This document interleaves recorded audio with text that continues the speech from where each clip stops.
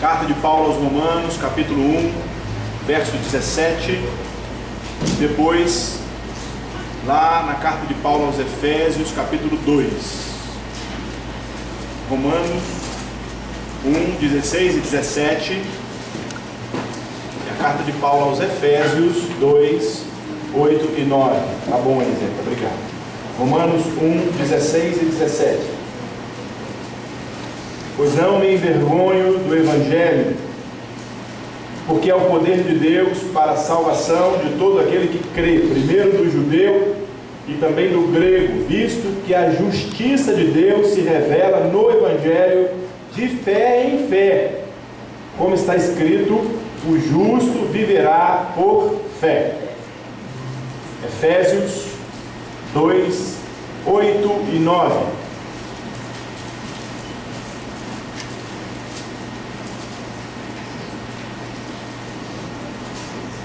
Porque pela graça sois salvos, mediante a fé. Isto não vem de vós, é dom de Deus, não de obras, para que ninguém se glorie. Oremos, meus irmãos e minhas irmãs. Muito obrigado, Deus, por esse tempo de festa, tempo de história, tempo de família crescer. Isso é muita alegria para a gente.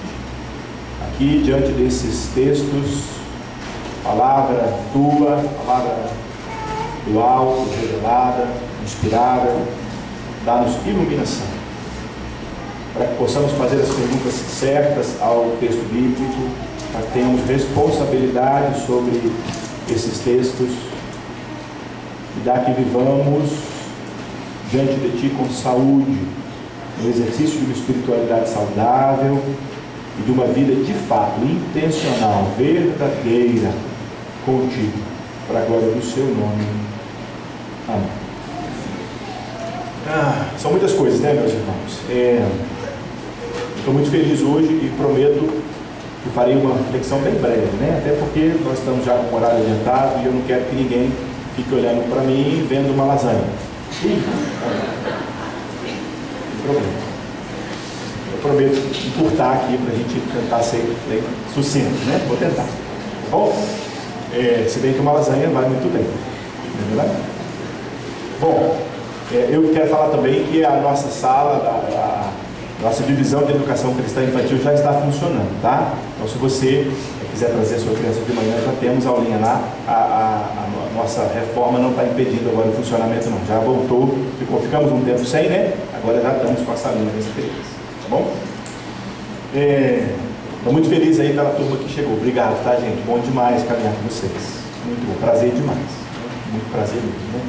Quero ver aí o que Deus aguarda para a gente. Amanhã completarão 499 anos de uma ação na história, né? Um monge agostiniano, Martinho Lutero, vai lá na porta da igreja do Castelo de Wittenberg. Eu não quero falar sobre isso porque eu posso correr assim, falar bobagem, porque tivemos uma aula aqui, depois esse negócio complica. Então eu preciso ficar bem sucinto assim, senão complica. O camarada vai lá e prega 95 teses na porta da igreja do Castelo de Wittenberg. Completa-se amanhã, então completarão amanhã 499. Ano que vem 500 anos, né? Esse negócio mexeu com a sociedade, mas não foi só a ação do Lutero, não é verdade? A gente sabe muito bem que a reforma protestante, muitas vezes nós olhamos para Lutero como ícone. Tivemos aí há alguns anos atrás um filme muito bacana, inclusive, né? Recomendo o filme, muito legal. Mas Lutero reflete vários pensamentos antes dele. Vários homens, várias mulheres, inclusive, já estavam ali fomentando no seio da igreja algumas coisas, alguns incômodos, né? E Lutero recebe a influência desses homens, dessas mulheres, como John Hus, por exemplo, Savonarola na Espanha, né? E muitos outros. E ele então, diante de um caminho onde ele tentava ser ali um cristão piedoso, de verdade e não conseguia, ele toma uma atitude que era muito comum na época, que era pregar uma proposta para discussão naquela universidade. É isso que ele fez. Só que a igreja não viu isso com os bons olhos, é óbvio, né? A igreja tinha todo o poder ocidental nas mãos. A Idade Média, a gente sabe muito bem, o Império Romano cai lá no quinto século, e a igreja toma então a liderança de toda a Europa ocidental, não é assim? E o Papa praticamente vira o imperador da Europa. E as questões todas têm a ver com todo o poder da igreja na época, uma igreja medieval, e que trata algumas coisas ali que a gente vai falar daqui a pouquinho, na mesma autoridade ou até acima da autoridade da Bíblia Sagrada. Bom, essa é a nossa igreja. Muita gente fala assim: ah, Lutero foi contra a igreja católica. Tem um maior problema disso, sabe por quê? Porque é a minha igreja, a sua igreja, é a única que tinha. Entendem? É a igreja de Cristo. Nós erramos no passado e erramos hoje ainda também. Continuamos errando muitas coisas. Precisamos ser honestos, não é verdade? Os principais fundamentos aí da reforma todo mundo conhece, conhecidos aí como 5 solas. São 5 pontos importantíssimos, né? Para que a gente possa de fato firmar a nossa fé. E esses fundamentos são sola fide, somente a fé; sola escritura, somente a escritura; solus Christus, somente Cristo; sola gratia, somente a graça; e sola Deo gloria, somente a Deus dai a glória, ou glória somente a Deus. Bom, todo influenciado por pensamentos do passado, ele é acolhido também por muitos pensadores, por monarcas, governantes, religiosos da sua época, e ele faz ali uma revolução na Europa, porque começa a pipocar nas igrejas de várias nações muitas reflexões, e todos começam ali, a grande maioria começa a ter uma crítica para com o poder da igreja. Então ele influencia a Suíça, a França, começando na Alemanha, óbvio, né, país dele, os Países Baixos, Reino Unido, Escandinávia, algumas partes do leste europeu, os países bálticos e a Hungria. É claro que a igreja não ia se calar, não é verdade?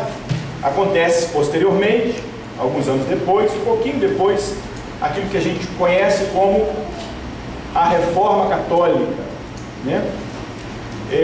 Ou a Contra-Reforma. Concílio de Trento, começa ali a Companhia de Jesus para enviar missionários a vários lugares, não é verdade? E várias ações que a igreja romana toma.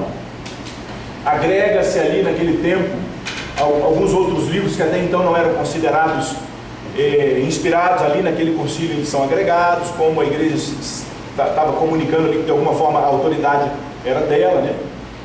E qual é o grande problema disso? Primeiro, eu não tenho aqui, nesses poucos minutos, né, nenhuma pretensão de tentar, de alguma maneira, abordar toda a importância desse movimento para nós hoje. Eu só quero pensar em 3 pequenas heranças que temos desse movimento europeu e que hoje são importantes para nós. O que isso de alguma forma mexe com a gente? Onde isso vai mexer comigo, com a sua fé, com a minha fé, com o exercício de sermos cristãos? Como isso vai mexer com a gente? É só isso que eu quero tentar fazer. A primeira herança, quando olho a reforma, né, é uma renovada visão das Escrituras como fonte de autoridade. E aqui eu falo renovada por quê?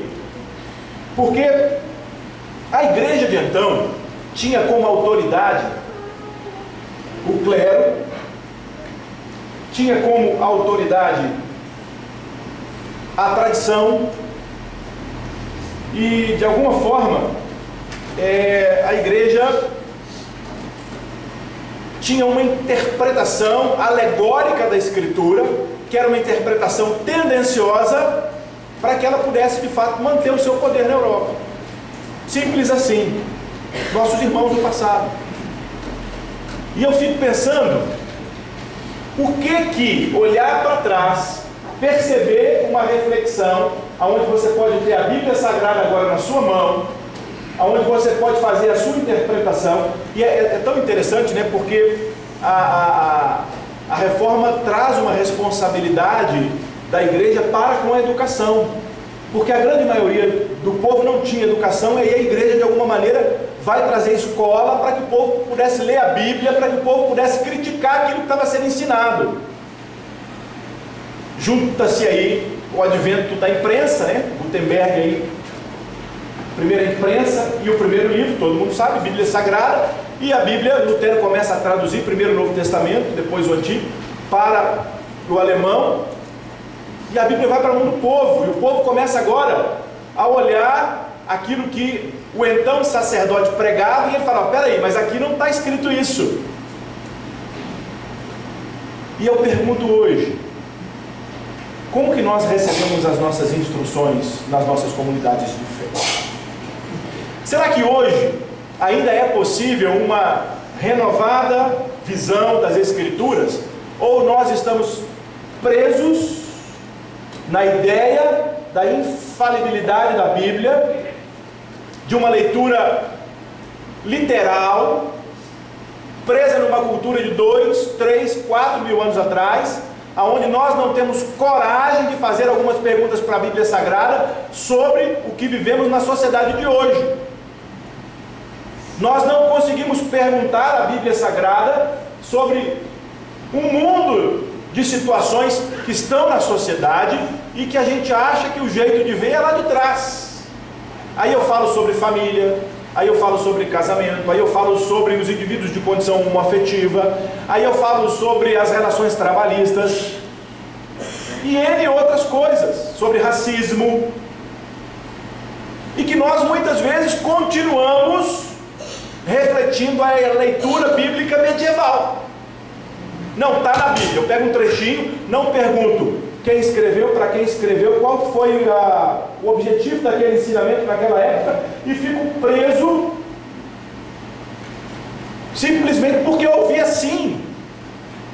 Não estudo, não busco conhecimento da Bíblia, não leio e me contento com um sermão de domingo. Desculpem, meus irmãos, não se contentem com o sermão de domingo. Ele pode ser frágil, fraco, falido até. Eu posso errar em muitas coisas. Nós precisamos de uma responsabilidade na vida cristã, e a responsabilidade ela é individual. Então vamos estudar um pouco mais as Escrituras para honrar quem somos enquanto cristãos protestantes. Assim a gente pode guardar essa herança, a herança de que a Bíblia é a autoridade para nós. E eu preciso de ler essas Escrituras na ótica do Cristo, porque o Cristo é a palavra de Deus, e não apenas esse livro aqui, ó. Esse livro aqui, o Cristo está revelado nele. Mas eu não posso dizer, por exemplo, que os textos onde o povo de Deus está sendo amaldiçoado é texto da boca de Deus. Eu não posso dizer, por exemplo, momentos onde a escravatura era defendida, porque tem aqui. Eu não posso dizer que isso é aplicável hoje. Eu não posso dizer que a mulher que era tratada de forma diferente nessa época, e temos textos aqui que dizem isso, que isso é palavra de Deus para hoje. Eu preciso entender que a palavra de Deus é o Cristo, e é na ótica do Cristo, do amor, do perdão, que eu preciso ler e interpretar estes textos. Assim eu vou ter uma relação com a Bíblia Sagrada com responsabilidade. Bom, a segunda herança que quero falar é a restauração da doutrina da justificação pela graça mediante a fé. Cadê, filho? Seu presente, meu amigo. Sola gratia, sola fide. Somente pela graça e somente pela fé. Os textos que lemos, eles são muito claros, os dois textos que li. O justo vive da fé. E Paulo escreve aos Efésios de forma que não tem como ficar mais claro do que isso. Dizendo assim aqui, deixa eu dizer uma coisa para vocês. Eu vou parafrasear Paulo, tá? Deixa eu dizer uma coisa para vocês. Vocês são salvos pela graça de Deus mediante a fé. Aqui, isso não vem de vocês. Não adianta vir para o culto todo domingo. Não adianta visitar os pobres. Não adianta sorrir para todo mundo. Não adianta você devolver o troco na padaria. Não é por causa disso que você é salvo. Isso é a sua natureza depois da salvação. É mais que obrigação. Ele está dizendo assim, sabe por que Deus fez assim? Para você não ser orgulhoso e bater a mão no peito e dizer que você é melhor que os outros. É isso que ele está dizendo. Só que nós não ouvimos isso. Nós ainda achamos que como cristãos, como crentes, como evangélicos, como protestantes, somos melhores do que os outros que não são.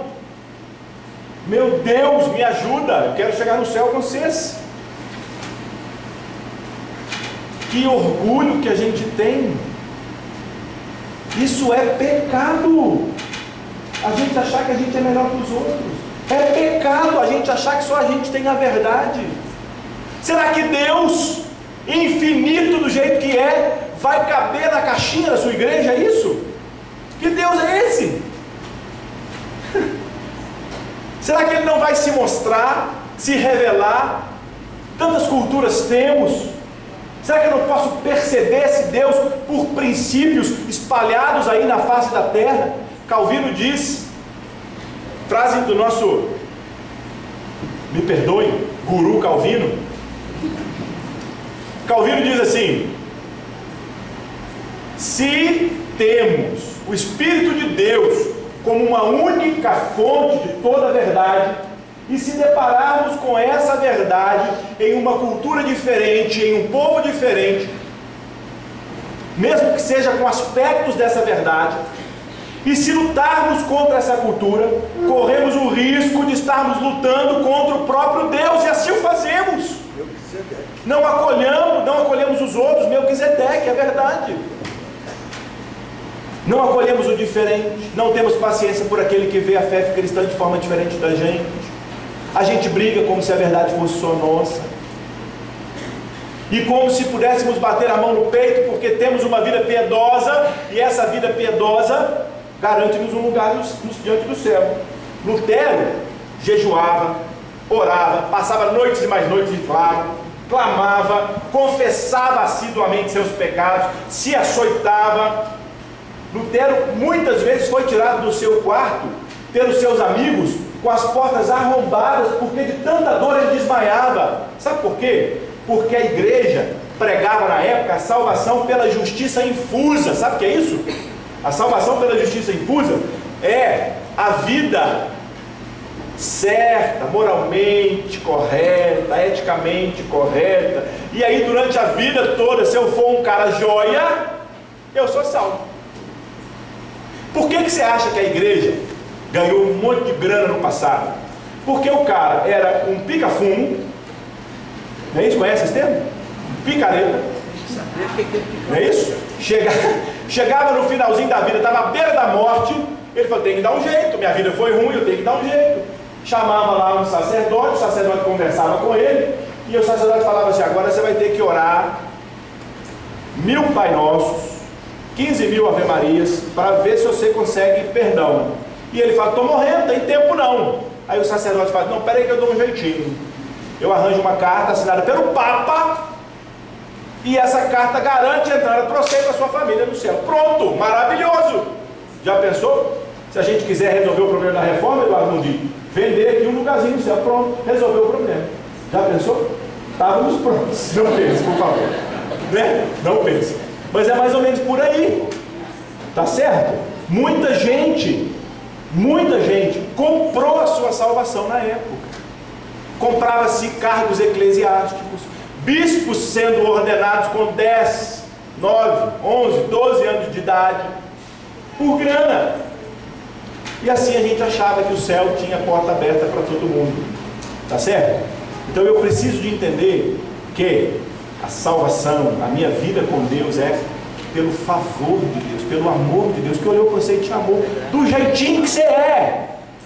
Pode ser íntegro, pode tirar a máscara, pode tirar a roupa, pode mostrar vergonha, porque Deus te aceita assim. Deus te ama assim, não te rejeita. Não tem jeito de esconder dele.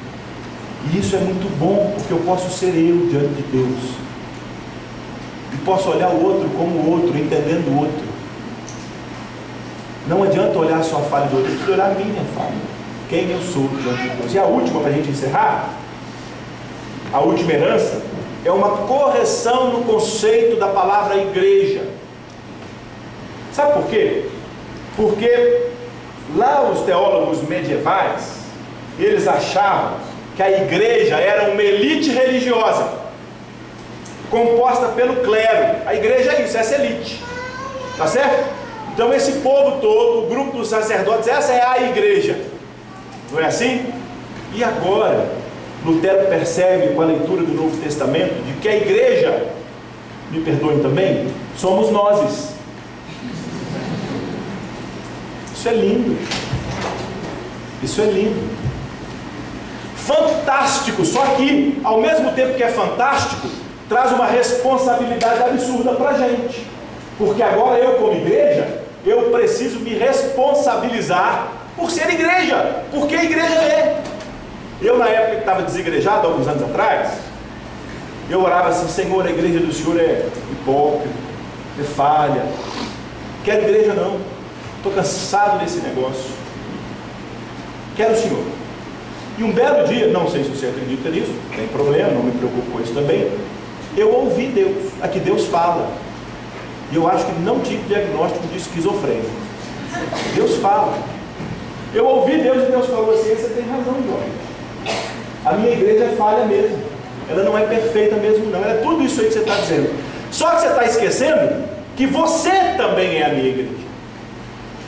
Só isso, simples assim.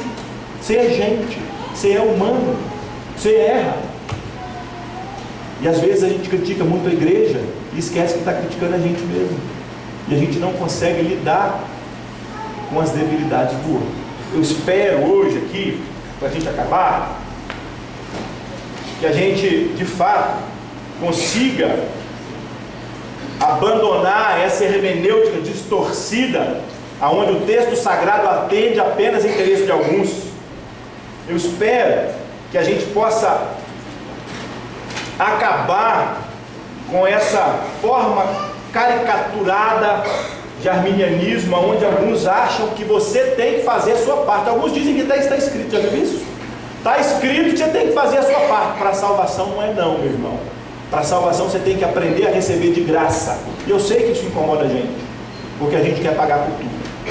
Eu espero que a gente também arranque do nosso meio esses novos sacerdotes que se acham igreja infalível e perfeita, esses super crentes, esses super espirituais, esses novos apóstolos e profetas, ungidos do Senhor, entre muitas aspas, aonde eles acham que a verdade só eles a têm. Me perdoe, meus irmãos, precisamos ser igreja hoje. Essas três heranças precisam ser colocadas no alto. Eu sei que talvez o nosso grito seja pequenininho, mas ele pode ser muito barulhento quando a gente viver de fato uma vida com Jesus Cristo. E aí eu pergunto para você, para a gente acabar: que dia que foi que você teve uma vida de devoção? Você lembra disso? Você lembra da devocionalidade da vida? Você lembra da contemplação? Você tem tempo de parar e meditar um pouquinho na palavra de Deus? Deixar o texto falar com você? Você dá tempo? Na sua rotina dá tempo de você ouvir as Escrituras? Dá tempo? Há pouco tempo eu preguei aqui sobre um texto, né? Tu, ó Senhor Deus, és tudo que eu tenho. O meu futuro está em tuas mãos. Tu diriges a minha vida. Dá tempo de você parar e ouvir isso? Ouça, eu quero que você ouve. Tu, ó Senhor Deus, és tudo que eu tenho. O meu futuro está em tuas mãos. Tu diriges a minha vida. Eu espero que a gente encontre esse lugar da devoção. Encontre esse lugar onde a palavra de Deus seja de fato a palavra. Que a gente tenha coragem de perguntar para ela como devemos agir hoje nessa sociedade contemporânea do século XXI. Como a gente deve, de fato, viver essa vida íntegra, recebendo graça de Deus, perdão dos nossos pecados, e não tentando ser super crentes, mas simplesmente a gente mesmo. Que o Senhor então nos abençoe em nome de Jesus. Oremos. Abaixe a sua cabeça aí, feche os seus olhos.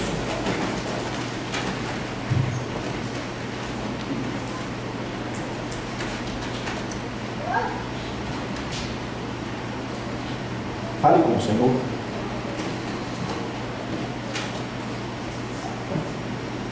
Pai, obrigado por esse tempo e os nossos ouvidos, corações, vida, nessa manhã sejam sintonizados contigo. Possamos ouvir, possamos caminhar contigo, viver contigo e ter uma vida de fato onde o Senhor seja reconhecido. Assim rogamos em nome de Jesus. Amém. Aqui, meu irmão, vamos então adorar a Deus mais uma vez com o nosso coral e aí a gente caminha para encerrar a nossa celebração na manhã de hoje.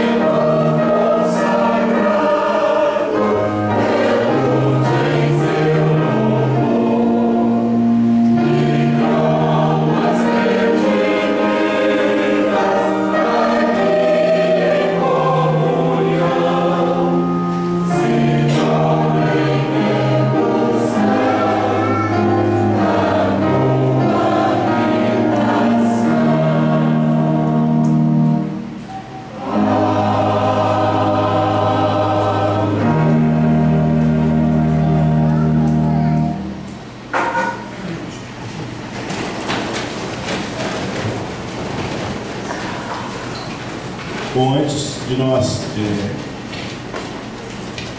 orarmos a oração do Pai Nosso, como fazemos dominicalmente, eu quero agradecer a todas as pessoas que estão nos visitando. Muito obrigado, viu? Obrigado por prestigiar aí aquele que você ama, né? E que aqui está sendo recebido, ou foi batizado, ou fez a profissão de fé. Deus, então, te abençoe muito. Eu quero agradecer de maneira muito especial a bisavó do Henrique, que chegou aí, não é isso? A Bisa está aí. Obrigado, viu? Bem-vinda sempre, tá? Muito bom, graças a Deus. Quero agradecer mais uma vez o Fabiano. Obrigado, viu, Fabiano, pela aula dada aí, viu? Obrigado demais. Depois eu vou ver se o pessoal aí assina a sua carteira, tá bom? Bom demais, graças a Deus. Mais despesa? É um vereador. E quero também, né? Eu vi a Pri aí hoje, Pri, obrigado por você estar aqui com a gente, viu? Bom demais. A Pri veio lá do Espírito Santo, né, Prizinha? Muito bom, tá? Bem-vinda sempre aí, certo? Então, demos as nossas mãos como família e oremos a oração que Jesus Cristo nos ensinou, dizendo assim: Pai nosso.